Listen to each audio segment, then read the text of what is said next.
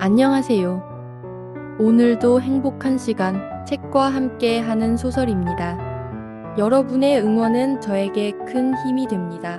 감사합니다. 오늘 여러분과 함께 할 작품은 루시 모드 몽고메리의 명작 초록 지붕의 앤입니다.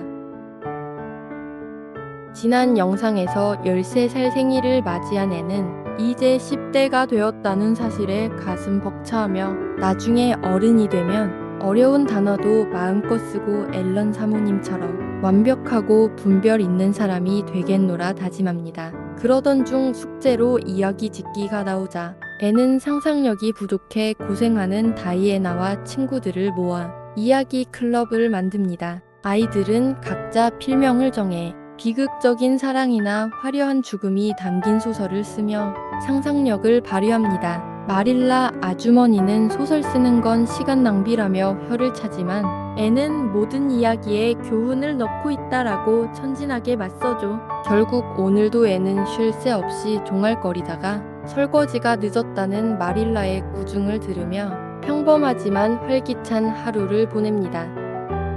오늘은 어떤 일이 펼쳐질까요? 끝까지 함께 해주세요. 지금 시작합니다. 제27장 허영과 마음의 괴로움. 4월의 어느 늦은 저녁, 부인 보조회 모임을 마치고 집으로 걸어오던 마릴라는 겨울이 지나가 버렸음을 깨달았고 봄이 가장 어리고 명랑한 이들뿐만 아니라 가장 나이 들고 슬픈 이들에게도 어김없이 선사하는 환희를 느꼈다. 마릴라는 자신의 생각과 감정을 주관적으로 분석하는 성격이 아니었다. 그녀는 아마 자신이 보조회 회원들이나 성교용 기부상자 혹은 성가대실에 새로 깔 카펫에 대해 생각하고 있다고 여겼을 것이다. 하지만 그런 생각들 이면에는 기우는 햇살 속에서 옅은 보라색 안개를 내뿜으며 붉게 물든 밭과 시냇물 너머 목초지 위로 길고 뾰족하게 드리워진 전나무 그림자, 거울 같은 숲속 웅덩이 주위로 붉은 봉오리를 틔운 고요한 단풍나무들, 그리고 깨어나고 있는 세상과 회색 잔디 아래에서 꿈틀거리는 숨은 생명력에 대한 조화로운 의식이 자리 잡고 있었다. 봄은 온 땅에 퍼져 있었고 마릴라의 차분한 중년의 발걸음은 봄이 주는 깊고 원초적인 기쁨 덕분에 평소보다 더 가볍고 빨랐다. 그녀의 시선은 나무 사이로 살짝 모습을 드러낸 채 창문으로 햇빛을 반사하며 영광스럽게 반짝이는 초록 지붕집을 애정어린 눈길로 머물렀다. 습한 길을 조심조심 걷던 마릴라는 앤이 초록 지붕집에 오기 전 보조회 모임을 마치고 돌아오던 때의 그 쓸쓸한 위안 대신 이제는 활기차게 타오르는 장작불과 정갈하게 차려진 찻상이 기다리는 집으로 돌아간다는 사실이 정말로 만족스럽다고 생각했다. 그랬기에 마릴라가 부엌에 들어섰을 때 불은 꺼져 있고 앤의 흔적조차 보이지 않자 그녀는 당연히 실망감과 짜증을 느꼈다. 앤에게 5시까지 반드시 차를 준비해 두라고 일러두었건만 이제 그녀는 서둘러 외출복을 벗고 밭갈일을 마치고 돌아올 매슈를 위해 직접 식사 준비를 해야만 했다. 앤양이 집에 돌아오기만 하면 단단히 버릇을 고쳐놔야겠어. 마릴라가 엄격하게 말하며 굳이 그럴 필요까지는 없을 정도로 격렬한 기세로 고기 써는 칼을 휘둘러 불쏘시개를 깎아냈다. 매슈는 들어와서 구석 자리에 앉아 조용히 차가 나오기를 기다리고 있었다. 다이애나랑 어디론가 쏘다니면서 소설을 쓰든 대화극 연습을 하든 그런 바보 같은 짓거리나 하느라 시간이나 자기 할 일은 생각조차 안 하고 있는 게 분명해. 이런 일을 아주 단호하고 갑작스럽게 다 끊어놓아야 한다고 앨런 사모님이 앤을 두고 자기가 아는 아이 중 가장 영리하고 사랑스럽다고 말하든 말든 상관없어. 영리하고 사랑스러울지는 몰라도 머릿속엔 온통 쓸데없는 생각뿐이고 그게 다음번엔 또 어떤 식으로 터전 아올지 도통 알 수가 없으니 말이야. 기행 하나를 겨우 고치나 싶으면 곧바로 다른 기행을 시작하니 원 참나. 오늘 보조회 모임에서 레이첼 린드가 했던 바로 그 소리를 내가 지금 똑같이 하고 있네. 앨런 사모님이 앤을 변호해 주셨을 때 정말 기뻤어. 안 그랬으면 나도 사람들 앞에서 레이첼에게 너무 알선 소리를 내뱉었을 테니까. 앤에게 결점이 많다는 건 하늘도 알고 나도 그걸 부정할 생각은 추호도 없어. 하지만 앤을 키우는 건 나지. 에이벌리에 가브리엘 천사가 산다 해도 그분에게서 결점을 찾아낸 레이첼 린드가 아니라고. 그렇다고 해도 오늘 오후엔 집에 머물며 집안일을 돌보라고 일러두었는데 앤이 이렇게 집을 비우는 건 있을 수 없는 일이야. 말하자면 앤에게 결점이 많긴 해도 전에는 한 번도 순종적이지 않다거나 신뢰할 수 없다고 느낀 적이 없었는데 이제 와서 그런 모습을 보게 되니 정말 유감이구나. 글쎄요. 난 모르겠구먼. 매슈가 말했다. 그는 인내심 있고 지혜로운 데다 무엇보다 배가 고팠기에 마릴라가 방해받지 않고 분노를 다 쏟아내게 두는 것이 최선이라고 판단했다. 때 잃은 논쟁으로 지체시키지 않아야 마릴라가 손에 쥔 일을 훨씬 더 빨리 끝낸다는 것을 경험으로 배웠기 때문이었다. 어쩌면 당신이 너무 성급하게 판단하는 걸지도 모르오. 마릴라, 앤이 정말로 당신 말을 어겼는지 확실해질 때까지는 신뢰할 수 없는 아이라고 하지 마고 어쩌면 다 설명이 될 수도 있지. 앤은 설명하는 데는 아주 소질이 있잖소. 내가 있으라고 했는데 여기 없지 않느냐고요. 마릴라가 맞받아쳤다. 내 만족에 차게 그걸 설명해내기가 어디 쉬울까 싶네요. 물론 당신이 앤 편을 들 줄 알았어요. 매슈. 하지만 앤을 키우는 건 나지 당신이 아니라고요. 저녁 식사가 준비되었을 때는 이미 어두워졌지만 해야 할 일을 잊었다는 생각에 숨을 헐떡이며 참회하는 모습으로 통나무 다리를 건너오거나 연인의 가로수길을 달려 올라오는 앤의 기척은 여전히 없었다. 마릴라는 굳은 표정으로 설거지를 하고 그릇을 치웠다. 그러고 나서 지하실로 내려가는 길을 밝힐 양초가 필요해지자 보통 앤의 탁자 위에 놓여있는 양초를 가지러 동쪽 다락방으로 올라갔다. 불을 붙이고 뒤를 돌아보자 앤이 침대 위 베개에 얼굴을 파묻고 엎드려 있는 모습이 보였다. 세상에나. 깜짝 놀란 마릴라가 말했다. 앤, 너 자고 있었니? 아니요. 웅얼거리는 대답이 돌아왔다. 그럼 어디 아픈 거니? 마릴라가 걱정스럽게 물으며 침대 곁으로 다가갔다. 애는 마치 세상 사람들의 눈으로부터 영원히 자신을 숨기고 싶어 하는 것처럼 베개 속으로 더 깊이 몸을 웅크렸다. 아니요. 하지만 제발, 마릴라 아주머니, 저를 보지 말고 그냥 가주세요. 전 절망의 구렁텅이에 빠져 있고 이제 누가 반에서 1등을 하든 누가 장문을 제일 잘 쓰든 누가 주일학교 성가대에서 노래를 하든 더 이상 상관없어요. 그런 사소한 일들은 이제 중요하지 않아요. 전 제가 다시는 그 어디에도 갈 수 없을 거라고 생각하거든요. 제 인생은 끝났어요. 제발, 마릴라 아주머니, 저를 보지 말고 그냥 가주세요. 세상에 이런 말을 들어본 사람이 또 있을까? 당혹스러워진 마릴라가 물었다. 앤 셜리, 도대체 너 왜 이러는 거니? 무슨 짓을 한 거야? 지금 당장 일어나서 말해봐. 당장 말이야. 자, 어서. 무슨 일이니? 앤은 절망적인 심정으로 순종하며 바닥으로 스르르 내려왔다. 제 머리카락을 보세요. 마릴라 아주머니.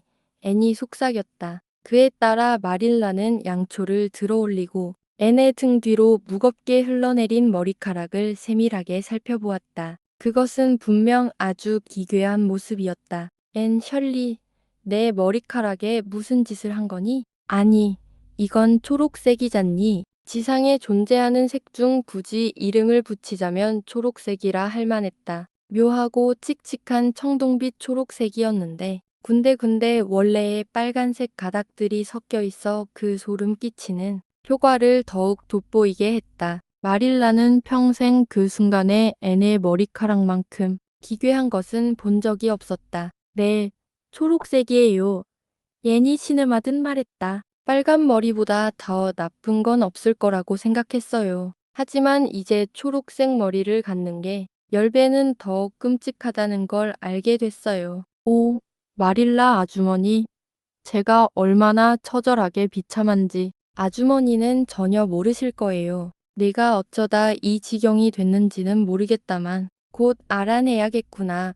마릴라가 말했다. 당장 부엌으로 내려가자. 여긴 너무 춥구나. 가서 내가 도대체 무슨 짓을 했는지 말해봐. 한동안 뭔가 이상한 일이 생길 줄 알았다. 2달 넘게 아무 사고도 안 치길래 또 터질 때가 됐다고 확신했거든. 자, 그래서 내 머리카락에 무슨 짓을 한 거니? 염색했어요. 염색을 해. 머리카락을 염색했다고. 앤 셜리. 그게 못된 짓이라는 걸 몰랐니? 네.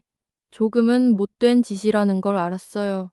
앤이 인정했다. 하지만 빨간 머리를 없앨 수만 있다면 조금 못된 짓을 하는 것도 가치가 있다고 생각했어요. 마릴라 아주머니, 나름대로 대가를 계산해 본 거라고요. 게다가 그 잘못을 보충하기 위해 다른 면에서 훨씬 더 착하게 굴 생각이었단 말이에요. 글쎄다, 마릴라가 비꼬듯 말했다. 만약 내가 머리를 염색하는 게 가치 있는 일이라고 결정했다면 최소한 품위 있는 색으로 염색했을 게다. 초록색으로 염색하진 않았을 거란 말이지. 하지만 마릴라 아주머니, 초록색으로 염색하려던 게 아니었어요. 앤이 낙담하여 항변했다.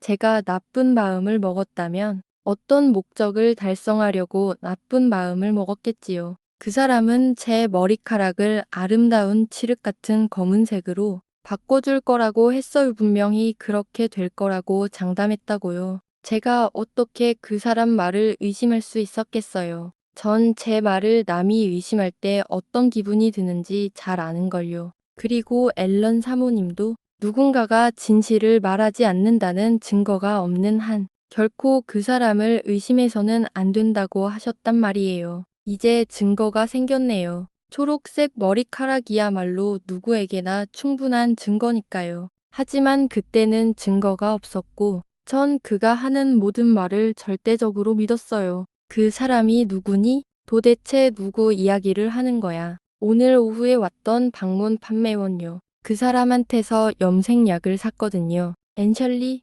그런 이탈리아 사람들을 절대 집안에 들이지 말라고 내가 몇 번이나 말했니? 난 그들이 주변을 기웃거리게 부추기는 걸 전혀 찬성하지 않는다. 오, 집 안으로 들이지는 않았어요. 아주머니가 하신 말씀을 기억하고 밖으로 나가서 문을 조심스럽게 닫은 다음 계단 위에서 물건들을 구경했거든요. 게다가 그분은 이탈리아 사람이 아니라 독일계 유대인이었어요. 아주 흥미로운 물건이 가득 든 커다란 상자를 가지고 있었는데 독일에서 아내와 아이들을 데려올 돈을 벌려고 열심히 일하는 중이라고 했어요. 가족 이야기를 아주 감동적으로 하셔서 제 마음을 울렸거든요. 그렇게 훌륭한 목적을 가진 분을 돕기 위해 뭐라도 사고 싶었어요. 그러다 갑자기 머리 염색약 병이 눈에 들어온 거예요. 그 판매원은 어떤 머리카락이든 아름다운 칠흑색으로 염색되는 게 보증된 제품이고 씻어도 지워지지 않는다고 했어요. 순식간에 제 머리카락이 아름다운 칠흑색으로 변한 모습이 눈앞에 그려졌고 그 유혹을 뿌리칠 수가 없었죠. 하지만 약값은 75센트였고 제작판 돈 중에 남은 건 50센트 뿐이었어요. 그 판매원은 참 마음씨가 고운 분이었나 봐요. 저니까 특별히 50센트에 팔겠다고 이건 그냥 거저 주는 거나 다름없다고 하셨거든요. 그래서 그걸 샀고 그분이 가자마자 여기 올라와서 설명서에 적힌 대로 낡은 머리빗을 이용해 약을 발랐어요. 한 병을 다 썼는데. 오, 마릴라 아주머니, 머리카락이 그 끔찍한 색으로 변한 걸 본 순간 제가 못된 짓을 했다는 걸 뼈저리게 반성했어요. 정말이에요. 그 이후로 지금까지 계속 반성하고 있다고요. 글쎄다. 내 반성이 부디 제 결실을 맺었으면 좋겠구나. 마릴라가 엄하게 말했다. 그리고 내 허영심이 너를 어떤 처지로 몰고 왔는지 똑똑히 깨닫는 계기가 되었길 바란다. 앤, 대체 일을 어쩌면 좋을지 하늘이나 아시겠지. 일단 머리를 깨끗이 감겨서 조금이라도 나아지는지 보는 게 순서겠구나. 그리하여 애는 비누와 물로 머리카락을 힘껏 문지르며 감았지만 변화가 전혀 없어서 차라리 원래의 빨간 머리를 문지르는 편이 나았을 정도였다. 그 판매원이 다른 점에서는 정직함을 의심받을지언정 염색약이 씻겨 내려가지 않을 것이라고 단언했던 말만큼은 분명 사실이었던 셈이다. 오, 마릴라 아주머니, 전 이제 어쩌면 좋죠. 애니 눈물을 흘리며 물었다. 이 부끄러움을 평생 씻어내지 못할 거예요. 사람들이 제 다른 실수들, 진통제 케이크 사건이나 다이애나를 취하게 한 일, 린드 아주머니께 화를 낸 일은 이제 거의 다 잊어주셨는데 말이에요. 하지만 이건 절대 잊지 않으실 거예요. 절 품행이 좋지 않은 아이로 생각하시겠죠. 오, 마릴라 아주머니, 처음 기만을 꾀할 때 우리가 엮게 되는 거미줄은 얼마나 복잡한가. 이건 시 구절이지만 정말 맞는 말이에요. 그리고 조시파이가 얼마나 비웃을까요? 아주머니, 전 도저히 조시파이를 마주할 자신이 없어요. 전 프린스 에드워드 아일랜드에서 가장 불행한 소녀예요. 앤의 불행은 일주일 동안 계속되었다. 그동안 앤은 아무 데도 가지 않았고 매일 머리를 감았다. 외부인 중에서는 다이애나만이 이 치명적인 비밀을 알고 있었는데 그녀는 절대 말하지 않겠다고 엄숙히 약속했고 여기서 분명히 밝혀두건대 다이애나는 그 약속을 지켰다. 일주일이 지났을 때 마릴라가 단호하게 말했다. 소용없구나. 앤, 이건 세상에 둘도 없을 만큼 강력한 염려야. 머리카락을 잘라내는 수밖에 없다. 다른 방법이 없어. 그런 몰골을 하고 밖을 나다닐 수는 없잖니. 앤의 입술이 파르르 떨렸지만 마릴라의 말이 쓰라린 사실임을 깨달았다. 앤은 침울한 한숨을 내쉬며 가위를 가지러 갔다. 제발 당장 잘라버려 주세요. 마릴라 아주머니, 빨리 끝내버리게요. 오, 가슴이 찢어지는 것 같아요. 이건 너무나 비로맨틱한 고난이에요. 책 속에 나오는 소녀들은 열병을 앓다가 머리카락을 잃거나 선행을 위한 돈을 마련하려고 머리카락을 팔곤 하잖아요. 그런 시기라면 머리카락을 잃어도 지금의 절반도 괴롭지 않았을 거예요. 하지만 끔찍한 색으로 염색을 해버려서 머리카락을 잘라내야 하는 상황엔 그 어떤 위안도 없잖아요. 안 그래요? 아주머니가 머리를 자르시는 동안 방해가 되지 않는다면 계속 울 생각이에요. 너무나 비극적인 일이니까요. 애는 그때 울었지만 나중에 위층으로 올라가 거울을 보았을 때는 절망으로 오히려 차분해졌다. 마릴라는 이를 아주 철저히 해냈고 머리카락을 최대한 짧게 깎아낼 수밖에 없었다. 그 결과는 아무리 완곡하게 말하려 해도 어울리지 않는 모습이었다. 애는 즉시 거울을 벽 쪽으로 돌려버렸다. 머리카락이 다시 자랄 때까지 절대로 내 모습을 보지 않을 거야. 앤이 격정적으로 외쳤다. 그러더니 앤은 갑자기 거울을 다시 바로 돌려놓았다. 아니야. 그래도 볼 거야. 그렇게 해서 내가 저지른 잘못에 대한 고행을 하겠어. 방에 들어올 때마다 거울을 보면 해가 얼마나 못생겼는지 확인하겠어. 그리고 상상력을 동원해 이 모습을 지워버리려고 애쓰지도 않을 거야. 다른 건 몰라도 내 머리카락에 대해서만큼은 결코 허영심을 품은 적이 없다고 생각했는데 이제 보니 그랬던 게 분명해. 빨간색인데도 불구하고 아주 길고 숱도 많고 곱슬거려서 은근히 자랑스러워 했나 봐. 이제 다음번엔 내 코에 무슨 일이라도 생길 것만 같아. 그 다음 월요일.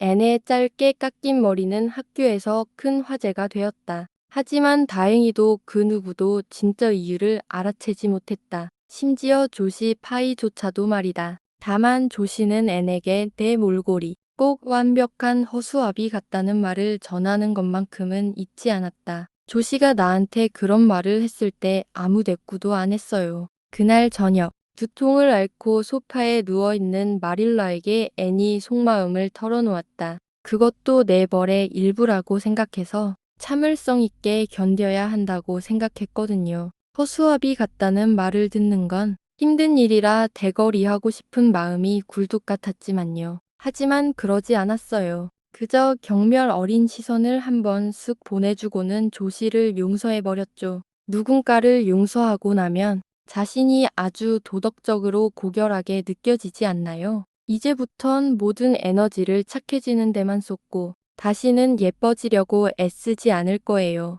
물론 착한 게 더 낫다는 건 저도 알아요. 알긴 하지만 머리로 아는 걸 실제로 믿는 게 가끔은 참 어렵단 말이죠. 전 정말이지 아주머니나 앨런 사모님, 스테이시 선생님처럼 착한 사람이 되어서 아주머니의 자랑이 될 수 있도록 잘하고 싶어요. 다이애나가 그러는데 머리카락이 자라기 시작하면 머리에 검은 벨벳 리본을 두르고 한쪽에 나비 매듭을 지어보래요. 그럼 아주 잘 어울릴 것 같다더라고요. 전 그걸 스누드라고 부를 거예요.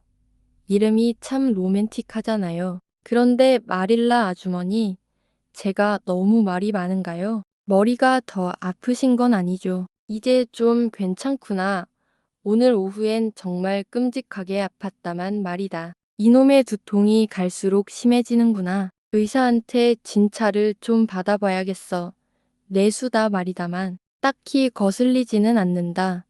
이제 너무 익숙해져 버려서 말이야. 그것은 앤의 수다를 듣는 것이 좋다는 마릴라만의 표현 방식이었다.